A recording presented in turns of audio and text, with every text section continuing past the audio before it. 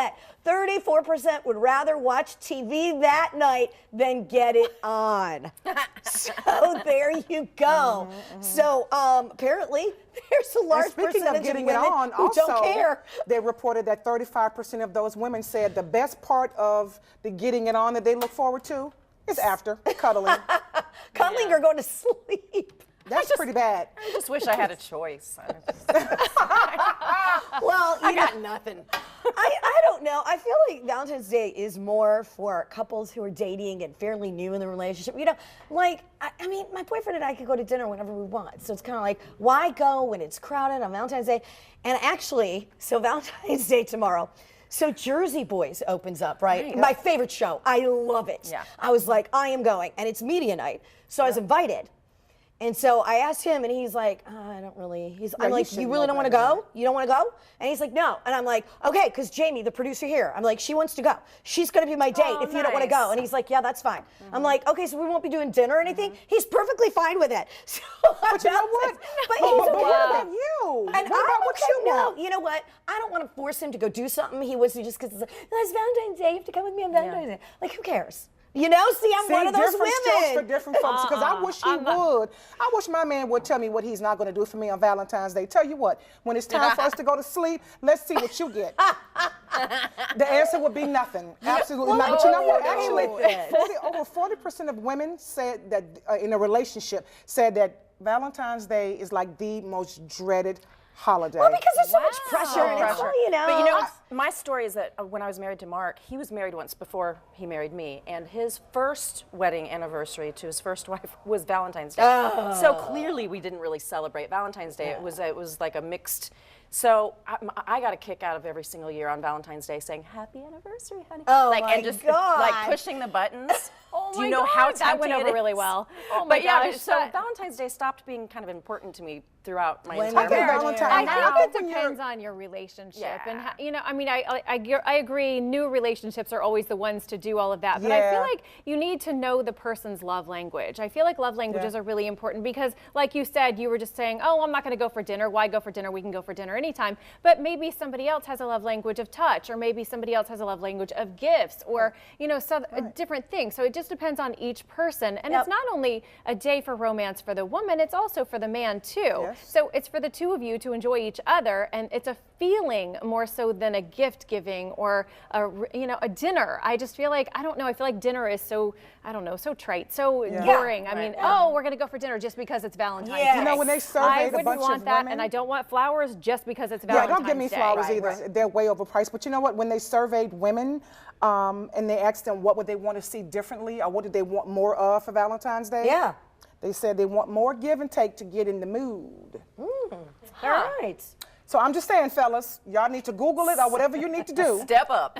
Step up your game because that's what women want. That's what we want. It's just that simple. And you know what? It's something as simple as words. Something as simple as words. Something as simple as getting a piece of paper, writing a love note, leaving it in my bag, putting it in my car, whatever it may be. Well, and that could be makes a actions. happy ending. It could be actions And too. that's why I don't care. Well, that too, of course, but I mean, this is why I don't care that he's not going to Jersey Boys with me, because he doesn't enjoy theater. You know, he's like, it's okay. He would go for me if I didn't have anybody else to go with, but I don't want to drag him to something he doesn't want, you know? Absolutely. I want him to be happy like me, so hey. Even though it's Valentine's Day, so what? Will you celebrate on another day? Valentine. That's What? Will you celebrate on another I day? don't know. Maybe this weekend? Girl, you are so good and easy. Yes. Hashtag ain't happening here. But anyway, speaking of love, y'all, how much do you think it costs to find it? Especially on the reality show like The Bachelor. Well, of course, there's a new report out that shows just how much contestants spend to achieve the look, and not surprisingly, women. We spend way more money than men. Actually, E! Online reports that women will spend anywhere from $1,800 to $8,000. That's way before they even hit the road to get to the mansion. And of course, men, on the other hand, they expect to shell out between $300 and $5,300. So, Angelia, you know, I know this used to be your show. Always until this season. This wasn't my favorite No, season, Nick. and Nick is not my favorite bachelor of all time. So where is the, okay, when they spend this kind of money, you being a former pageant contestant, you buying all this glamorized thing, why? You do because you feel like that's what you need for the moment. I feel like it probably fills a void, and you want to make sure that you look your very best, and especially these girls. I mean, I competed in pageants like Leanza. Right.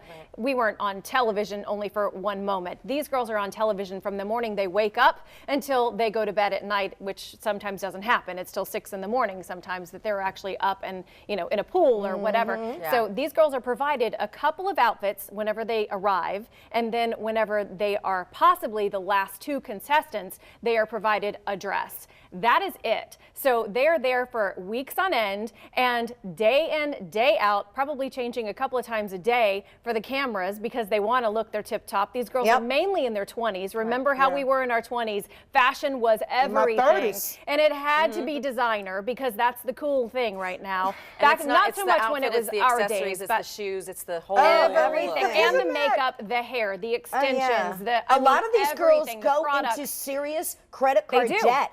Thousands of dollars, and then you get cut the first night. Yeah. And then you have thousands of dollars in debt, in credit card debt. Well, they've got to make sure that they leave the tags on there. I would leave the tags on all that merchandise, and then if it has to be returned, take it if back. if you're cut way before, then absolutely. But Jillian Michaels, I think was her name. Harris.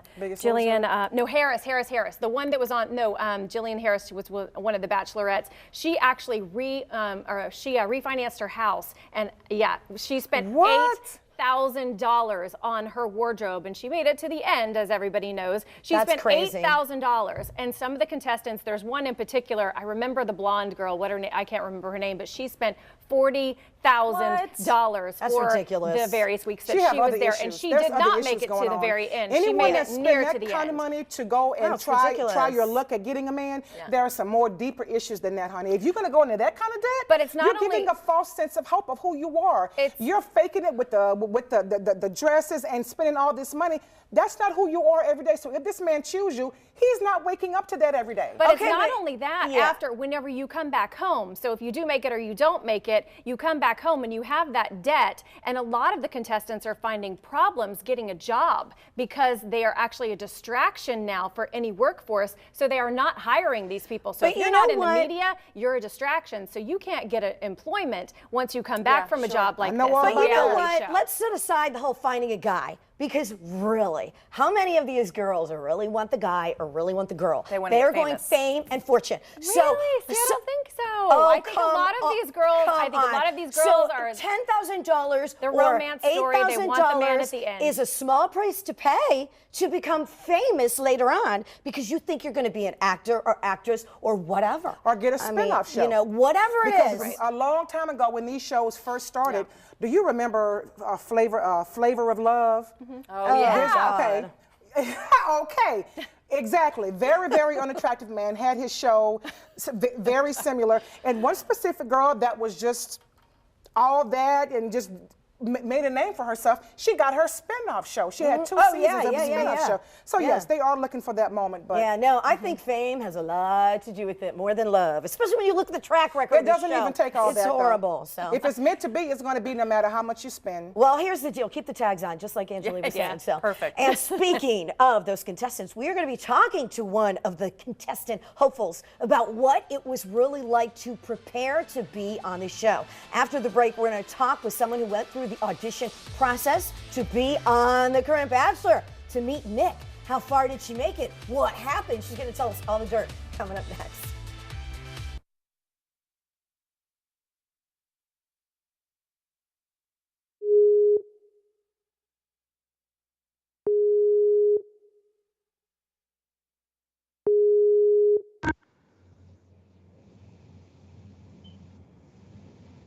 Hi. Okay. Right? All right. Yes. Ma'am. Hello, Chelsea. Can you hear us? I can. Can you hear me? We hear you. Girl, you got a twang in your voice. Say that again? Do you have a twang? Got a little. She's from South accent? Carolina. Little country. Oh, that's the. I do have a twang. Girl, I hear that twang. I love your twang. Are you drinking some sweet tea out on the porch? Some mint julep. She knows the deal.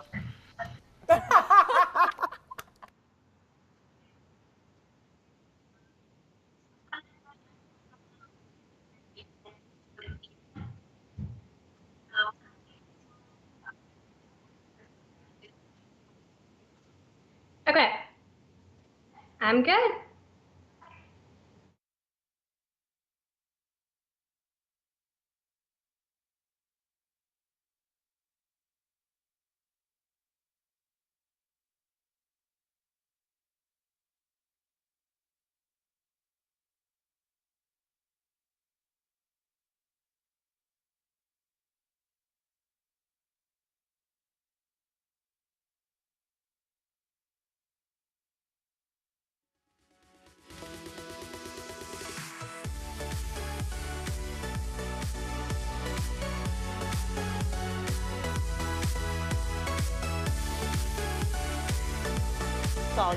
All right, welcome back to the chat. Our first guest today decided to take a shot at love via a reality show. It always works out, you know. She auditioned for the current season of The Bachelor, and if you've ever wondered what that's like, let's just say it can get intense. She joins us now to tell us all about it via Skype. We welcome Chelsea Smith. Hi, Chelsea. How are you? I'm doing well. How are you? Hey, Chelsea. We are wonderful. So, you went to try out for The Bachelor. Is this something that you dreamed of doing season after season? You watched and you thought, oh my God, I want to be on this show. She's so dramatic. Or did you just end up being pushed into it, or they discovered you in a mall and said, you must be on our show? Explain what happened. How did you end up trying out for The Bachelor? Well, I've actually never really been a huge watcher of the show, and I've never really liked it, to be completely honest. The season of JoJo is the one that I really, really enjoyed, and I did not miss an episode that season. I fell in love with some of the guys on there, and then the thought of having the chance to meet a few of them that I really fell in love with was, yes, was just it for me. And so one of my friends, she pushed me to do it. They came to Charleston, and I said, you know, why not? What do I have to lose? It's right down the road. Let me just throw on some clothes and go. So. Well, Chelsea, talk about the audition process. How did that go for you? Well, the first casting was here in Charleston, and I actually got the paperwork ahead of time. So once I got there, I didn't actually have to sit down and fill out. It was about a 5-page little questionnaire. They asked kind of silly questions to me. One of the questions that stood out in my head was, what is your favorite cocktail? And I was thinking, what does that have to do with whether I'm compatible with someone on the show or if I should be on the show? So some of it was silly. A lot of it was just kind of personal stuff. They wanted, you know, my most recent relationship, or the most relationship that stood out the most in my head, or one that didn't go very well. Once I got there, I had to take several pictures and do an on-camera video, which if you submitted through, you know, mail or online, you would have done your own on-camera video. It was about 10 to 12 minutes. I just sat kind of like this with one of the casting producers, and she asked me several questions about my background, dating history, just kind of getting a feel for who I was. And then that was it. So you actually, tell us what it was like when you actually got to California and you had to do even more tests. Yes, that was quite an experience. When they called me to let me know that I made it to that final casting round and they were flying me to LA, they gave me a little brief overview of what to expect, but it really didn't do any justice for what I was actually going to have to do once I got there. It's very intense. You can't see anyone, you can't leave your hotel room, you can't do anything unless you're escorted and you have permission to do it. They really want to keep it a complete secret. They don't want any of the girls that are there, because they have multiple girls there at one time. They don't want you seeing other people. There, I had to do several different tests. I had to take a personality test. I had to be evaluated by a psychiatrist. I had to do a drug test. I had to talk with a private investigator. It was quite intense. And then in between all of these different things, I just got to sit in my hotel room. And at this point, you weren't even picked yet. You were still you were still being cast, right? Correct. Yes. Wow. At this point, they fly out somewhere between 60 and 80 girls to LA. And then from there is where they choose the final 28 to 30 that actually make it on the show. So you basically were kept in like solitary confinement. That's what it sounds like. You weren't even allowed to see any of the other potential cast members. Is that right? Correct. So nobody, yes. We it's could you. not leave the room. And you had a handler. You talk about having to be escorted even to, like, if you wanted to say work out. I'm sure you wanted to, you didn't want to just sit in the room all day. Were you escorted even to the gym? Did they watch you work out? How did that all work? Yeah, that was the one and only thing that I was allowed to do, and we had to schedule it for the time when my handler can take me. And so she took me to the gym, and she sat there. I got 1 hour. She sat there and read a book while I worked out, and then escorted me back to my room, and I had to wait until they came and got me for my next thing. So how long did that process take? You were in California for how long doing that?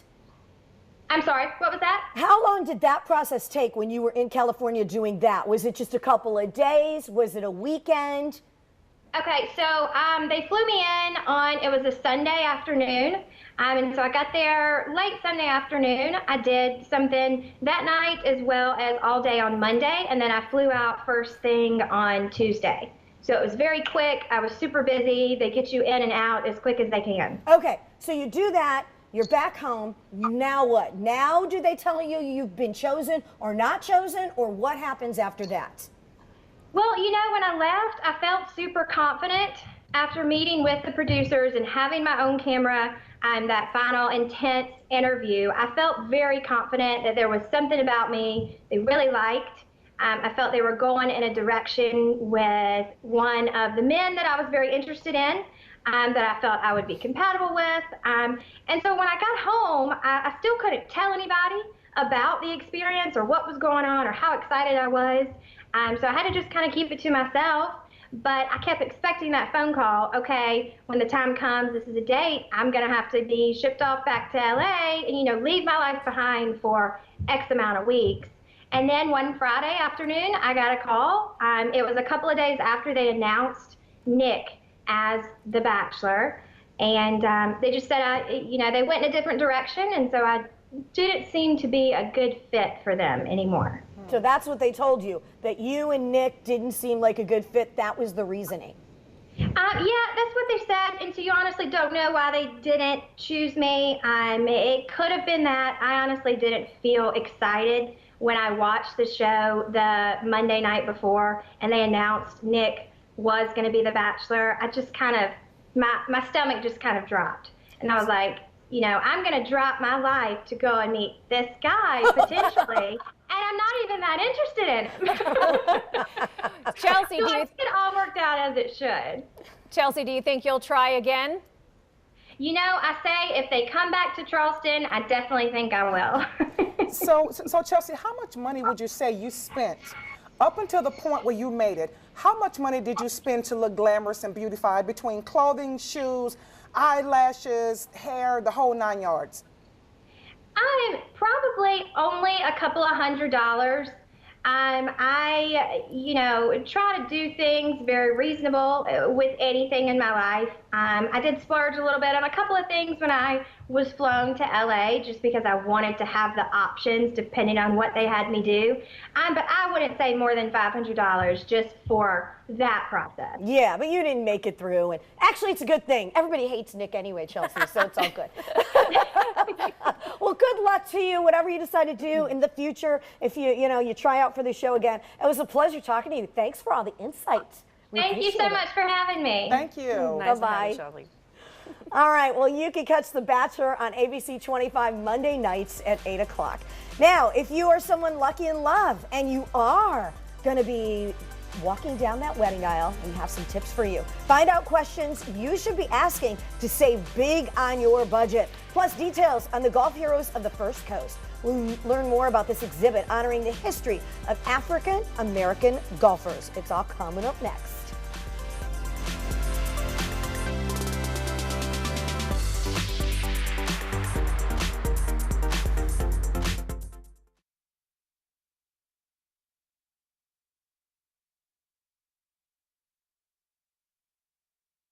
Camera? Huh? Is it all on one camera? No, it's on 3 different cameras. It is? Okay. So you just be your camera. Okay. First season I haven't watched, and it's because of him. Too much The Bachelor. I don't. No. Oh, gosh, yeah. 1, 2, 3, 4, Guilty 5, pleasure. 6, 7, 8, 9.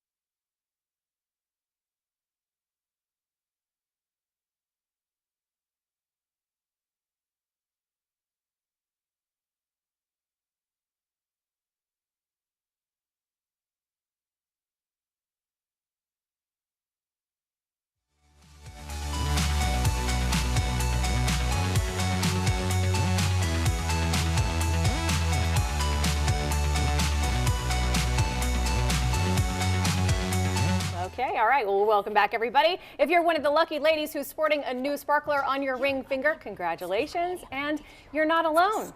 Almost half of all engagements happen between November and January, with the average wedding costing $50,000. Not all of us can afford a $50,000 wedding, though, so we have the top 5 things to ask before you start signing those big contracts on that big day. So we have Jennifer Ernest, and she is one of the premier caterers and restaurateurs right here in Jacksonville. She's here to show us and give us some great secrets of the trade that are only insider information for you to know about. So Jennifer, let's get started. We're going to talk about a $50,000 wedding budget, and then you're going to work backwards and try and give us some ways to save, Yeah, right? who doesn't want to save some money? So first, I want to say to all those brides and grooms out there that have just gotten engaged or about to get engaged, congratulations. And for all those couples, remember, like, you're engaged for 6 months to a year and a half on average. So you need to enjoy this process because the wedding day is one day and the reception is like 5 to 6 hours of that day. So it goes really quickly. And part of that is knowing what your budget is and really owning that budget and making sure it's realistic. And that once you know that, you can know what questions to ask to sort of stay in budget, which is key to really enjoying the process. Let's start with some questions then. And I want to start with the bar, because I think that's probably one of the most expensive that happens in a wedding. Or depends on your friends, I guess, but it could be the most expensive. And it depends on what your list of non-negotiables are, but for everybody I know, the bar is one of the most important pieces at the wedding as well. So always ask, can I bring in my own alcohol? This is a huge cost savings. There's quite a few venues around Jacksonville that allow you to bring your own alcohol in. Examples, the Rebo Club, the Cummer Museum, they allow you to bring in your own alcohol. If you're doing that as opposed to having the reception venue host the bar for you, you can easily save $4,000 on a 150-person wedding. I like like that. So that's a huge savings. If you're going to a place where they provide the bar service for you, you still have some options for saving. And I would say always go with a consumption bar as opposed to a flat rate like per hour bar package. That's going to save you about 30% by going that direction, which is a huge savings. Because when they're putting those prices together, they're talking about everybody drinking like the max, whereas most, the average of your guests aren't going to have 5 or 6 hours over the 5 or 6 drinks over the course of the reception. Okay, so that can save us $4,000. Yeah. All right, well, let's move on to the important part, the food. Yeah. Where can we save there? Absolutely. So a couple good questions to ask here is, are there vendor meals? Is that an option? Most of your vendors, like band, DJ, photographers, wedding planners, are going to require a meal that evening. And so you can take care of them without paying for that whole $65 or whatever your actual catering price is that you're paying for the rest of your wedding guests. So vendor meals are around $20. So by saving that, you're going to save about $400, like if you have an average of 10 vendors that are there. The other great question to ask is, are there kids meals as an option? So for these 2 and 3-year-olds, you don't want to be spending $65 for them, and they really don't want to eat that anyways. So chicken fingers, mac and cheese, something like that's going to cost you about $15. If you have 10 kids at your wedding reception, that's saving you $500 right there. That's perfect. The other thing that I think is important is this is a relationship business, so let your planner or let your vendor know what it is that you want to achieve, and then ask them how to kind of best get you there on the budget, as opposed to just saying, I have to have tenderloin, for example. Because if you're looking at tenderloin versus a different cut of meat, you're going to double your food cost there. So on a 150-person wedding, you might be looking at an extra $3,000 just for the beef portion of your meal. Oh, wow. Okay, So well, those let's are cut things- those costs as much as we can with Absolutely. food. Okay, so that's a $3,900 savings. So we're down to $42,100 Yeah. now. Okay, let's move on to rentals. What's included? So that's when you're going to your venues. You want to ask what's included in this. So do you have tables and chairs? Is lighting part of that package? Those are places where you're not always comparing apples to apples as far as what that cost is. So, I love the Treasury as a venue. I also love the Glass Factory. What's included there is a totally different number. Okay, all right. So we can save $1,500 there, which is a Yeah. big deal. And what about hidden charges and fees you said are important? So a lot of brides, they try to save money by calling and getting the least expensive price everywhere they go for tables, chairs, linens, props and things like that. What they forget to see is what the service charge or delivery fee options are. Those are things that are like extra add-ons that can end up, if you're working with 4 different vendors, be an extra $500 that you weren't planning on, and now you're managing 4 different vendors as opposed to one person that can provide all of I like those that. for you. Eliminate those fees altogether. Okay, so Yeah. that's going to take $500 off. And then what about thinking outside the box, unique ideas? Yeah, so something that happens at the Rebo Club a lot is if there's a Friday and Saturday night wedding, you can always say to your venue coordinator, hey, feel free to give my contact information to a couple that's getting married the day before or the day after mine. Maybe they'd be up for splitting some of the things like tent, dance floor, stage. That easily is a $5,000 cost. If you can split that with another couple, you've saved $2,500 That's a right there. terrific idea. Yeah. I would never even think of that. Okay, and bonus tip, DJ or band? Everybody wants to know that. So it really comes down to what your preference is there, but a great DJ is going to be around $2,500 on the higher end side of things in town. A band is starting at $5,000. So that is, a huge cost right there. And then my last one that I always like to say is if you can really manage your money, put your money in a fund, your budget for what you're spending on your wedding, pay for everything you can with a credit card where you can get points or money back at the end, and use that so that your money's really working for you, and put that extra money towards your honeymoon when you're all said and done. I like that. Add the Yeah. points to it. All right. And then in the end, you saved us $17,000. And who Just doesn't simply want to knowing save tricks some of the money? trade. That's right. That's yeah, right. I like that. Oh, Yeah. You've been very helpful for a lot out there, I'm sure, that are all planning weddings, because it is wedding season among us. It Love is in is. the air. All right. Well, thanks so much for joining Yeah, us. We thank appreciate you. you being here. And thanks. We'll see you in a moment. We'll be right back.